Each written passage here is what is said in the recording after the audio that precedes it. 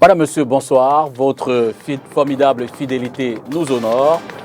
Joseph Betty Assomo sur le front des installations. Le ministre de la Défense a présidé ce jour ici à Douala, mais avant à Bamenda, dans la région du Nord-Ouest, la cérémonie d'installation du nouveau commandant de la région militaire interarmée, numéro 5.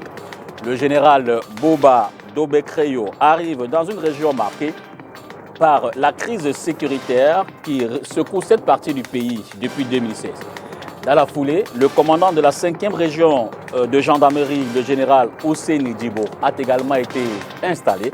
À Douala, le MINDEF a procédé au même rituel, cette fois-ci pour l'installation du général Ekongwese Divine Noko dans ses fonctions de commandant de la région militaire interarmée numéro 2. Front de la consommation, il faut le dire, sur le front de la consommation donc, on vit des pénuries de gazole sur l'étendue du territoire ou dans certaines localités, notamment à Douala et à Yaoundé. Yaoundé où on voit des files en attente. Et puis front sportif, 3 matchs pour autant de victoires pour les filles du Cameroun en Coupe du monde de football militaire. Le journal est bilingue. Joséphine Bidi, bonsoir. Good evening to you, Dipita. Good evening to you, viewers. Thanks for watching tonight's primetime bilingual newscast on Spectrum Television. We begin tonight's newscast straight away in the defense as we take you to Bamenda, where 2 commanders of the 5th Joint Military Gendarmerie Region, Brigadier General Ousseini Djibo and Major General Boba Dobekreyo, have been urged to fight against crime wave and insecurity in that part of Cameroon. The call was made by the minister delegate to the presidency in charge of defense, Joseph Betty Assomo, during their installation ceremony at the Bamenda ceremonial ground. Catherine Kone with details. General Ousseini Djibo and General Boba Dobekreyo, commanders of the 5th Joint Military and Gendarmerie Region, have been officially installed by the Minister of Defense, Joseph Betty Assomo, today, July 19, 2022, in Bamenda, Northwest region of Cameroon. The 2 military commanders who took service have promised to work hand in hand for the fight against criminality and insecurity in the region. Thank Excellency pour point de vue de discussion. I have a big challenge. The message I would like to send to the guys in the field, I'm the fighter. I'm the fighter, I will enter in the bush. I give them the change. We are here in a good spirit. We are here not to punish or to send away everybody. We are here to work with everybody. We call of them to follow us and to come with us. We build the new capital. General Ousseini, before his appointment, was a commander of the 1st Gendarmerie Region in Yaoundé, while Brigadier General Boba had previously commanded Sector No. 1 of the multinational mixed force of the Lake Chad Basin. Vous venez donc de le voir, Joseph Betty Assomo a commencé sa tournée d'installation par le nord-ouest, Bamenda, où Boba Dobekreyo, général, a été installé. Mais ici à Douala, le même cérémonial a permis de vivre la cérémonie d'installation du général Ekongwese Divine.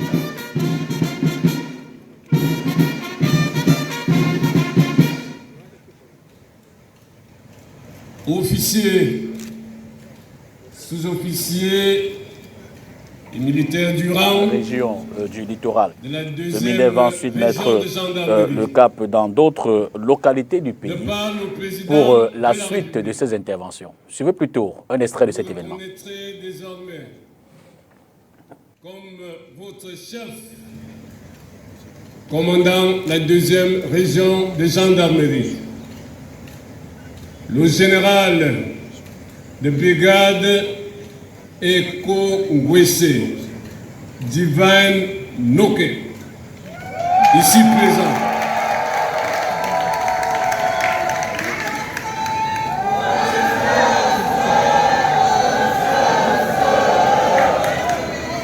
et vous lui obéirez en tout ce qu'il vous commandera pour le bien du service, l'exécution des règlements militaires et l'observation des lois de la République.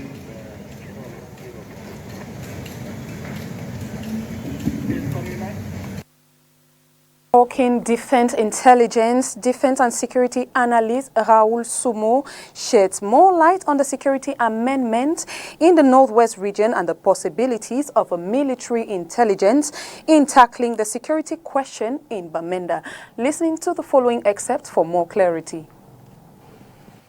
When you look at the profile of the two generals that have been appointed in the Northwest region particularly, you understand that they have a rich experience in counterinsurgency.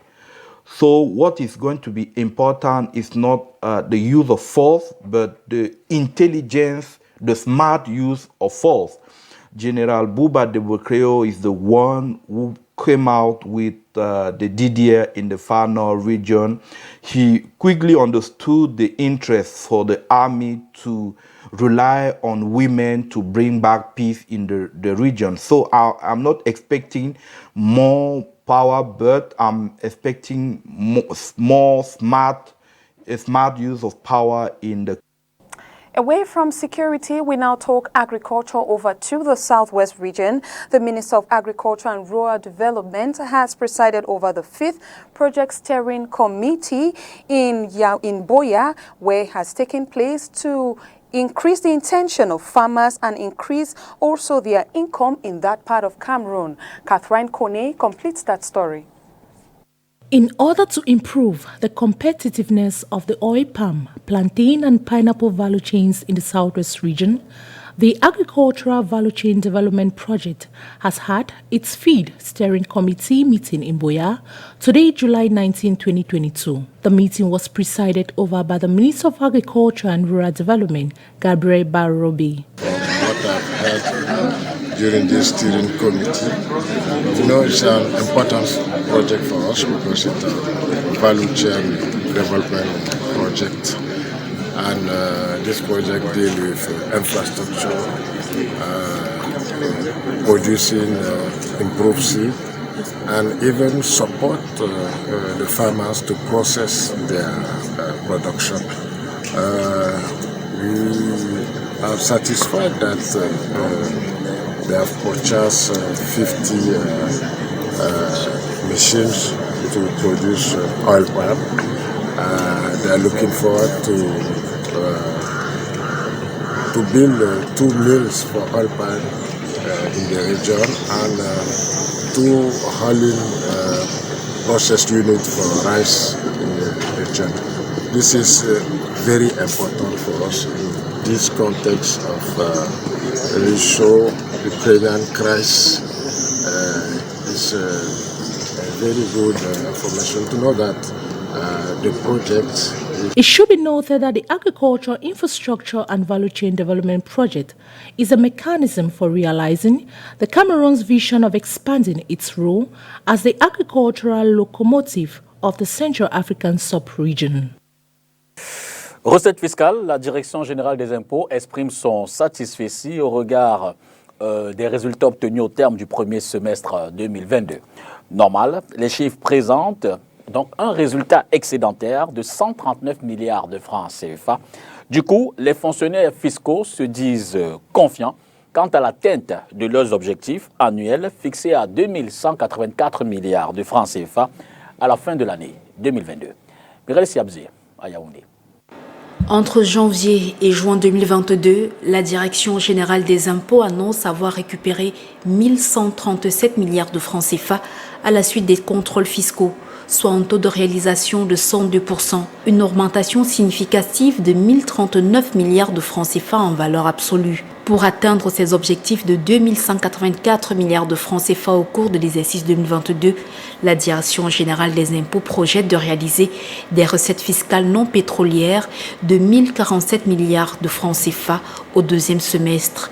Cette mobilisation des recettes, selon la Direction générale des impôts, est tributaire de plusieurs innovations, notamment l'implémentation de la taxe sur les transferts d'argent, la fiscalisation des contribuables du nouveau régime des organismes à but non lucratif, la poursuite de la mise en œuvre du paradigme de l'agent intégré, permettant d'élargir l'assiette et réduire la taille de l'informel, de faciliter la fiscalisation du plus grand nombre des opérateurs de ces secteurs et d'améliorer le rendement de la TVA. En outre, l'administration fiscale compte atteindre ses objectifs grâce à la généralisation du télépaiement comme modalité exclusive de paiement des impôts et taxes et la consolidation des acquis de la mise en place des centres divisionnaires des impôts rénovés afin de contribuer à la modernisation et à la dématérialisation des procédures de gestion des petites et micro-entreprises.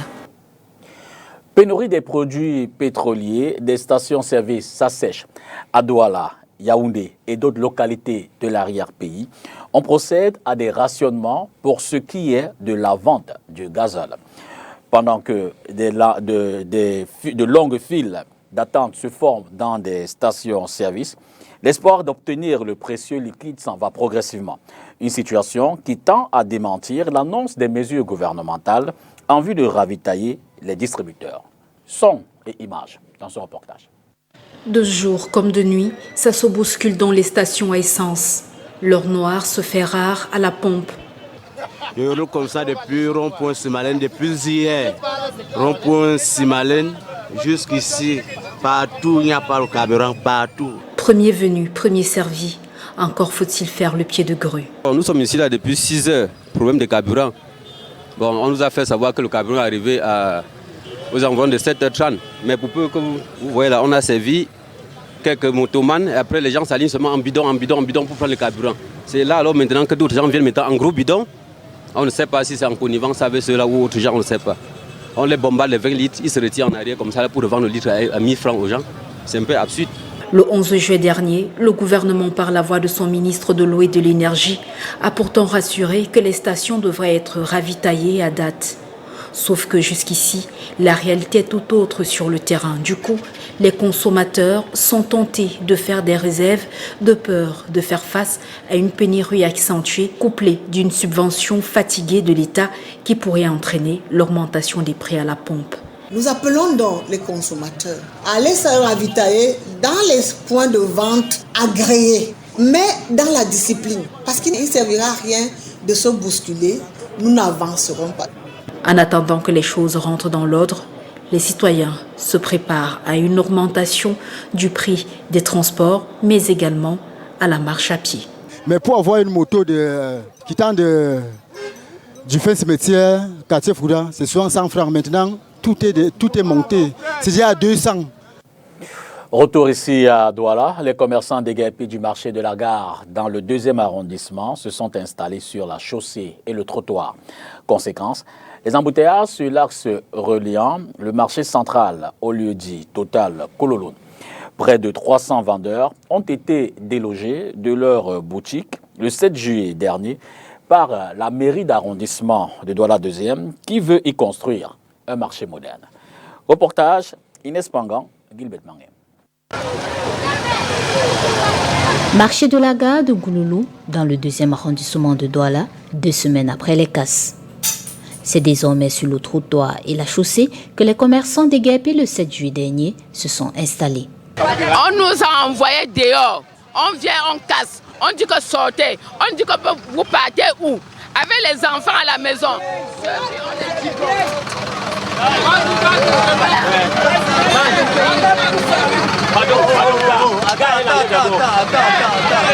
Au quotidien, ces vendeurs doivent rattraper sous les roues des véhicules qui passent et entre les pieds des piétons des parts de leurs marchandises emportées. On n'a pas la place à vendre, on est venu nous casser. Quand on va construire les étages, les meubles, donc je ne sais pas, on va aller où? Les gouvernants veulent qu'on part où?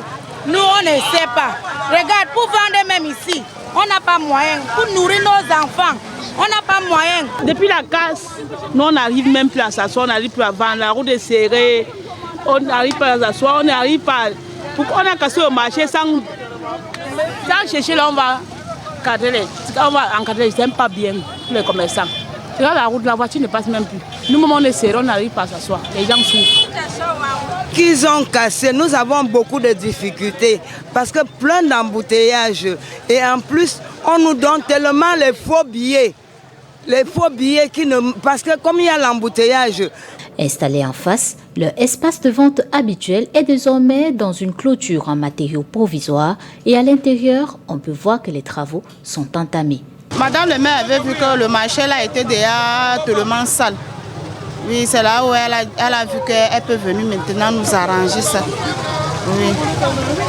Bon, tous les gens qui étaient déjà enregistrés là. Dès qu'on finit de faire le marché, les gens là rentrent là-bas dedans. Mais les gens qui sont là, qui ne sont pas enregistrés, eux, ils vont seulement acheter leur place avant de retourner là-bas dedans. Plus de 300 commerçants délogés se débrouillent à vendre leurs marchandises à proximité de cette route, reliant le marché central au lieu-dit Total Koulounou. À la mairie de Douala 2e, on soutient que les démolitions ont été effectuées pour la construction d'un nouveau marché moderne. Dans la même mouvance, mais cette fois-là à Yaoundé, parlons de la vie chère. Les populations de Yaoundé donc s'indignent. Plus évident de joindre les deux bouts, dénoncent-elles ces populations, suite à la flambée générale des prix. Pour le gouvernement, le prétexte est tout trouvé. La crise sécuritaire en Ukraine pénalise considérablement l'économie mondiale. Olivier Bouziqueux à Yaoundé. Dans les rues de la capitale politique, les habitants sont exaspérés. Le président lui-même, il essaie de voir les choses parce que ça ne va pas. L'huile coûte 2500. 2500. Tout a flambé et les revenus n'ont pas augmenté. Je donne 2000 à madame, elle me dit toujours qu'elle va faire quoi avec les 2000. Donc, je ne sais plus à quel sens vous voyez. D'aucuns ont une idée des causes et des solutions aux problèmes. Les contrôleurs de prix doivent faire leur travail. Ceux qui passent le temps à bloquer les marchandises pour créer la pénurie, dénoncer. Il y a trop de dépenses futiles, d'émissions et tout. Il faudrait revoir tout cela. Cela fait plus d'un mois que les prix des produits sur le marché sont passés du simple au double. Le gouvernement, pour l'heure, peine à maîtriser la crise. Avec le démantèlement progressif des restrictions commerciales imposées par la pandémie du coronavirus, celle-ci sera freinée cette année à cause de la dégradation de l'économie mondiale causée par la crise ukrainienne. En dehors de son impact négatif déjà perceptible sur la mobilisation des recettes, du fait de la hausse du niveau général des prix, cette crise alourdit la facture de l'État destinée à la prise en charge de la subvention du carburant à cause du renchérissement du cours du pétrole qu'elle entraîne au niveau international. Les associations des consommateurs appellent à une réorientation des politiques publiques. Il faut booster la production locale et repenser à notre système monétaire. Il faut revoir les politiques publiques, il faut revoir notre économie. Il faut donc revoir même le système de paiement au niveau international. Le gouvernement, quant à lui, mise sur une fin prochaine des hostilités en Ukraine et une meilleure activité fiscale pour soutenir certains secteurs névralgiques de l'économie camerounaise. On vous a dit à l'entame de ce journal que le ministre de la Défense est à Douala. Il y est d'ailleurs en ce moment encore. Il y a quelques minutes, il a achevé la cérémonie d'installation de prise de commandement du commandant de la région militaire interarmée numéro 2. Le général Ekon Gwese Diva-Inokwe a donc été installé dans ses fonctions. Au cours de cet événement, le ministre a pris la parole pour un état des lieux. Suivez plutôt cet extrait.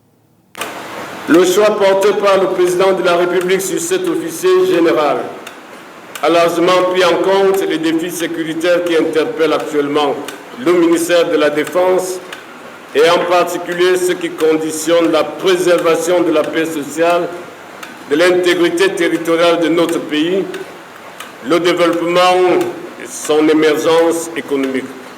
Ces derniers nécessitent plus que jamais que soient promus des cadres dynamiques, compétents, mus par la culture de l'efficacité et du résultat, fidèles et loyaux aux institutions républicaines et à ceux qui les incarnent.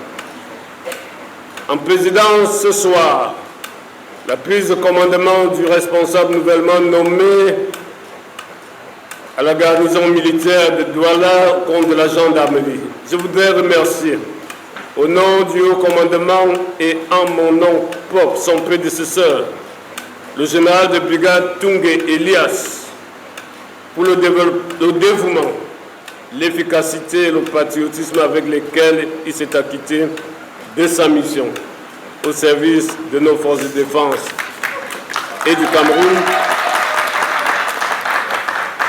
durant son séjour de près de 3 ans à la tête de la 2e région de gendarmerie.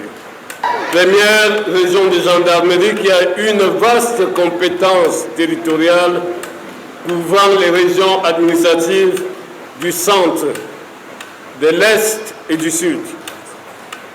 Tous nos souhaits de plein succès l'accompagnent dans l'accomplissement de ces nouvelles missions à partir de la capitale du pays. And on our international page, despite the ongoing civil war and the record drought, Ethiopia's wheat production is expected to join at 70% this year as it seeks to reliance on food market. Details with the VOA.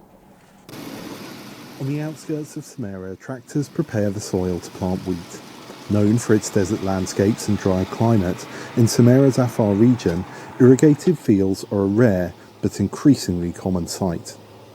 The Ethiopian government's drive to plant more wheat means production of the grain will increase from 1.42 million tonnes last year to 2.4 million tonnes this year, according to government figures. Geto Kassa is one of the workers on the project.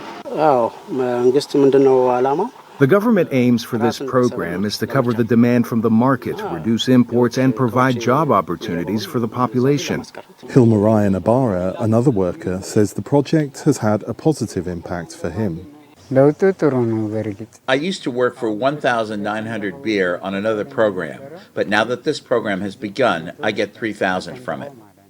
The government's goal is by next year to eliminate the need to import any wheat at all. During the past year, we were planning to plant wheat on 8,400 hectares of land. We succeeded in implementing this goal through the cooperation of joint efforts between the Ethiopian government and the people. And we also strive to increase our efforts and up production even further. However, the US Department of Agriculture says Ethiopia's goal to eliminate the need for imports next year is unrealistic. Ethiopia's need for continued food aid is clear, says an official from a non-profit in Samara. Afar region has never been in a worse situation. We've got a situation that's doubled up between the effects of conflict and that of the drought, because the situation now is that the government says actually 95% of all Afar are food insecure. The severe regional drought and Ethiopia's war between the central government and the Tigray region have left an estimated 20.4 million people in Ethiopia in need of food aid, says the UN's World Food Programme, WFP. Additionally, warring parties have been accused of blocking food from reaching vulnerable populations, while the UN says a fuel embargo on Tigray is also making matters worse. The wheat growing programme will not meet the country's needs, they say. The Ukraine crisis has reduced wheat imports and driven up the price of food by 66%, according to the WFP. At the same time, says the UN's Food and Agriculture Organization, Russia has imposed restrictions on fertilizer exports. That could make growing wheat more difficult and expensive. Countries like Ethiopia, obviously, that have been importing wheat and fertilizer get very badly affected. For those most in need of food aid, any help in the form of wheat or otherwise cannot come soon enough. Henry Wilkins for VOA News, Samara, Ethiopia.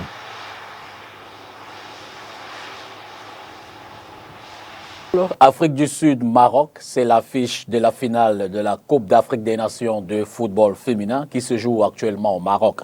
Les deux pays se sont qualifiés hier soir en battant respectivement en demi-finale la Zambie et le Nigeria. La finale du 23 juillet prochain à Rabat oppose deux équipes qui n'ont jamais remporté la CAN féminine de football. En perspective, un spectacle alléchant. Makeda Ledignoto.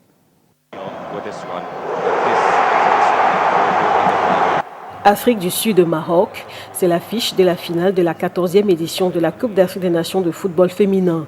Les deux pays se sont qualifiés à l'issue des demi-finales qui se sont disputées le lundi 18 juillet à Casablanca.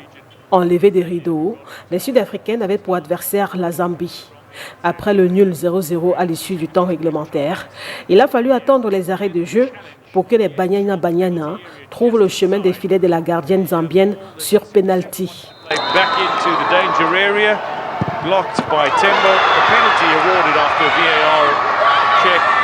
1-0, c'est le score au coup de sifflet final. Fin de parcours pour les Cooper Queens qui retournent au bercail avec tout de même une qualification pour la prochaine édition de la Coupe du monde de football féminin. En finale de la CAN féminine, l'Afrique du Sud sera opposée au Maroc, pays hôte de cette compétition. Lundi soir, devant près de 46 000 spectateurs, les Marocaines ont dû attendre la fatidique épreuve des tirs au but pour se défaire d'une équipe du Nigeria réduite à 9 contre 11. C'est un tir réussi contre 4, le Maroc pour la première fois de son histoire se qualifier pour la finale de la CAN féminine, ajouté à sa qualification historique pour la Coupe du Monde.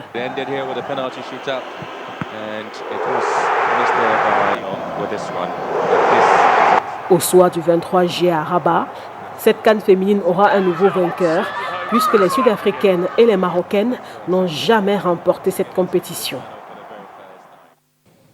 À retenir, Joseph Betty Assomo qui installe le général commandant de la région militaire interarmée numéro 2, le général Boba Dobo-Créo dans le nord-ouest donc, et puis le commandant de la 5e région de gendarmerie, le général Ouseni Djibo, toujours dans le nord-ouest, ici à Douala, le général Enongwese Divaï Noké, commandant de la région de gendarmerie numéro 2, également installé. Soyez aussi heureux que cela est possible. Le journal s'achève. Bonsoir, Joséphine Bindi. Good night to you, Dipita. Good night to you, viewers. Thanks for watching. See you tomorrow, same time, 8 p.m.